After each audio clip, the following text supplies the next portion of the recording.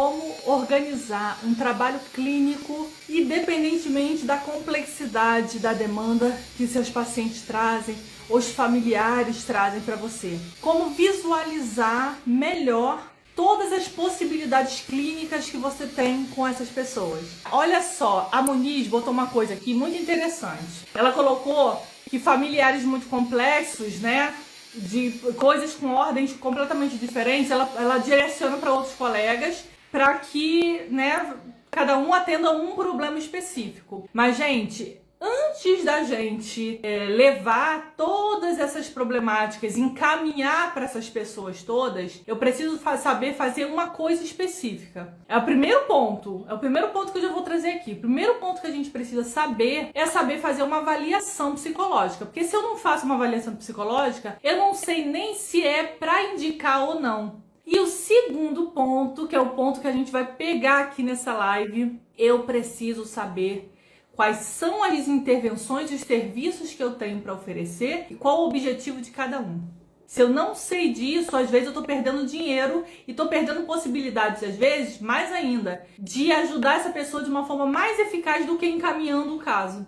Então, gente, olha só, pegando o gancho da Muniz aí, né, que pegou um caso complexo, com familiares muito complexos, eu vou trazer um exemplo, inclusive, né, que chegou até mim. Uma colega falando que uma mãe tá com uma dificuldade muito grande de lidar com o filho. Olha só. A gente só de falar de mãe e filho, só duas pessoas da família, né, já é uma complexidade, né? São desejos diferentes, ou seja, objetivos diferentes que eles têm, né? E muitas vezes os pais, eles estão preocupados, nervosos pela forma como o filho está se desenvolvendo, né? Pela forma como o filho está agindo, o comportamento do filho, ou muito para fora, ou muito introvertido, ou seja, né? Agora, a gente não consegue entender, muitas vezes, como ajudar essa mãe, se, por exemplo, a gente já pensa, a primeira coisa que a gente pensa, psicoterapia para esse filho, para ajudar esse filho a se desenvolver bem. Só que a gente começa a entrar numa bolha de confusão aí. Como a gente começa a oferecer um serviço antes, primeiro, de avaliar o caso. Porque olha só o que aconteceu nesse caso. Na avaliação desse caso, a psicóloga avaliou que, na verdade, essa timidez, essa problemática não era um problema pro filho. Porque ainda não entendeu, porque ainda não passou por um processo de avaliação tão profundo. Mas não é, a primeiro momento não é um problema pro filho, é um problema para a mãe. Entende a diferença? E aí, tentou-se fazer psicoterapia, tentou-se fazer um processo de tratamento que não deu em nada. Por que não deu em nada? Porque um serviço de psicoterapia, olha aí a gente conhecendo nossos serviços, né? Serviço de psicoterapia, que é apenas um dos serviços, não se faz com alguém que não quer fazer. Não se faz com alguém, não, mas o adolescente, o pai pode obrigar? Pode, o pai pode obrigar ele a ir para o consultório, não a fazer o trabalho da psicoterapia. Isso não tem como obrigar ninguém, porque é um trabalho interno, entende? É uma decisão. Então isso que muitas vezes o psicólogo não entende, né? Agora, diante dessa problemática, quais são as possibilidades que essa mãe tem para lidar? Porque a mãe tá nervosa, né? Com o comportamento do filho, que tá preocupada com o futuro, tá preocupada com a vida dele, tá preocupada que ele não socializa, tá preocupada né, com a suposta timidez que ela diz que ele tem, que ainda não foi avaliada, porque timidez e introversão são coisas diferentes, então não foi avaliada profundamente para saber que tipo de isolamento é esse, né, que essa pessoa tem. E aí a psicóloga começa a não saber o que fazer nesse momento. E aí nesse ponto eu começo a perceber, e eu percebo muito isso em vários casos que eu recebo de supervisão. O principal problema, várias dúvidas que eu recebo por aqui também, de não conhecer as intervenções, né? No caso dessa mãe, por exemplo, esse exemplo que eu trouxe aqui, o filho não quer a psicoterapia, a mãe está preocupada. Então a gente também não vai ignorar que a mãe está preocupada com a problemática do filho, né? Com aquilo que ela acha que é um problema. Então ela tá ansiosa, ela tá nervosa. Entende que os sentimentos são da mãe, não é do filho? Então a gente não pode, a gente vai precisar psicoeducar essa mãe sobre como funciona um tratamento psicológico, uma psicoterapia, no caso, né, que é o que ela quer contratar para o filho melhorar, né? Ela entendendo o que se trata a psicoterapia, ela vai pensar assim, entendi. Agora, ela pode fazer uma psicoterapia já que ela está sofrendo. Se ela está sofrendo com a própria maternidade, com o que vem a vir o futuro, ou seja, ela pode se conhecer melhor sua própria maternidade, conhecer melhor sobre a própria vida para que ela lide de forma mais, solucione problemas de forma mais leve, de acordo com a personalidade dela. Mas o psicólogo também pode oferecer um serviço, né, mais focado, porque às vezes essa mãe, aí isso vai depender da avaliação, lembra? É a avaliação que vai fazer você ajudar, inclusive, a direcionar que tipo de tratamento vai ter ali. Aí às vezes a mãe fala assim, não, mas eu quero pro meu filho, eu quero ajudar o meu filho, não é nada pra mim, eu não quero ver nada na minha vida. Lembra que a gente não pode oferecer psicoterapia pra quem não tem a noção de que psicoterapia é pra qualquer pessoa, né? Todo mundo tá precisando de se desenvolver. Todo mundo tá no nível que sempre tem a mais a chegar, né? Todos nós. Então, o processo de psicoterapia é pra qualquer pessoa, né? Principalmente uma pessoa que atualmente está mal com a sua maternidade, não está insatisfeita com alguma coisa. Então é ótimo para a pessoa clarear as ideias, né? Agora, se ela ainda não enxergou isso e está focada no filho de uma forma muito fechada, muito inflexível, um serviço interessante para se oferecer nesse caso é um serviço de orientação psicológica. Olha um serviço bom para se oferecer. Por quê? Porque o serviço de orientação psicológica faz com que essa mãe aprenda todo o processo de desenvolvimento de uma criança, de um adolescente, até chegar à fase adulta, o que é saúde mental, a se relacionar melhor dependendo da fase da pessoa que ela está se relacionando, entendendo um pouco, trazendo um pouco de reflexão sobre a própria vida, o universo, a sociedade hoje. Então, por exemplo, aquilo que a mãe está chamando de isolamento, que está preocupada com socialização, a gente tem que começar a pensar, bem, na nossa época, né, anos 80, anos 90, a socialização realmente se dava presencialmente sempre, porque não tinha internet pra gente, né?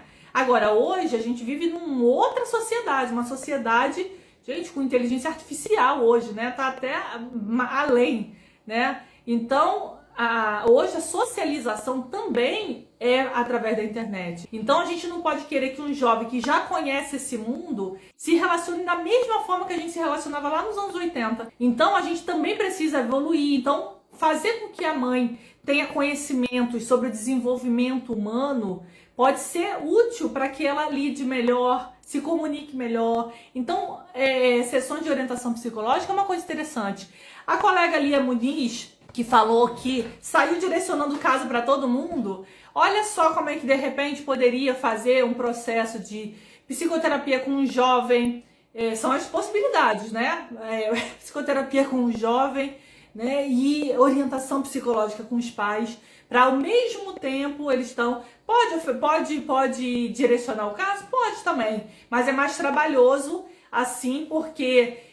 essa interação se dá através de sigilo também, né? Então você não pode simplesmente abrir tudo, né, ali nesse processo, né? Então requer um certo sigilo ali também. Então é importante cumprir algumas normas técnicas, mas quando é você que está trabalhando, a gente pode oferecer psicoterapia familiar.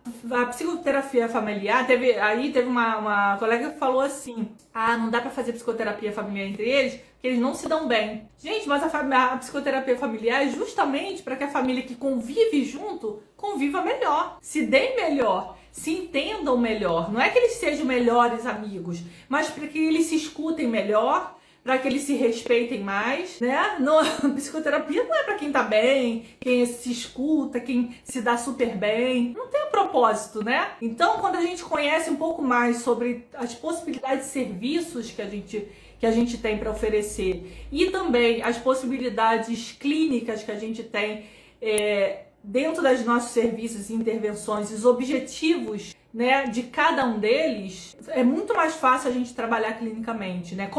Iniciar uma possibilidade de trabalho. E aí, gente, eu tô falando também de pessoas que estão assim, chega uma família com o pai dependente químico, o filho com desvio de conduta, fazendo coisas erradas por aí, e a mãe sofrendo violência, a irmã com problema mental, ou seja, esse tipo de complexidade. Como é que se lida com esse tipo de complexidade?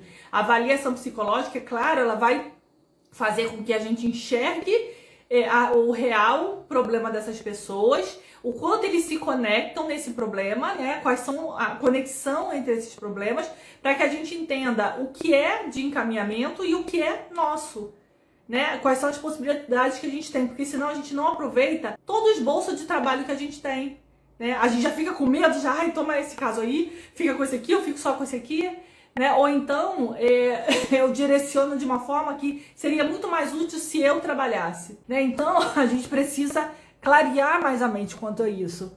Então, gente, para finalizar aqui, vamos prestar atenção nisso. Preciso entender quais são as possibilidades de serviços que eu tenho, senão eu fico limitada só querendo oferecer um serviço de psicoterapia, sem essas possibilidades que a Denise viu aí, viu? A Denise viu várias possibilidades de atendimento de uma família com complexidades diferentes, né? Então, a gente precisa entender quais são os nossos serviços e entender dentro das intervenções quais são as melhores, quais os objetivos de cada uma, para eu falar, dentro desse objetivo aqui, essa é mais indicada para a mãe, essa é indicada para essa família, essa é indicada para esse problema, né, para essa demanda específica, tá? Então, vamos nos organizar aí nessas questões. Quem quer conhecer um pouco mais, né, dessa organização clínica, vai lá assistir essa aula, que é Organizando Sessões de Depressão. Vocês vão entender como um psicólogo trabalha com uma demanda tão grave como essa, a nível de suicídio, né? E vai entender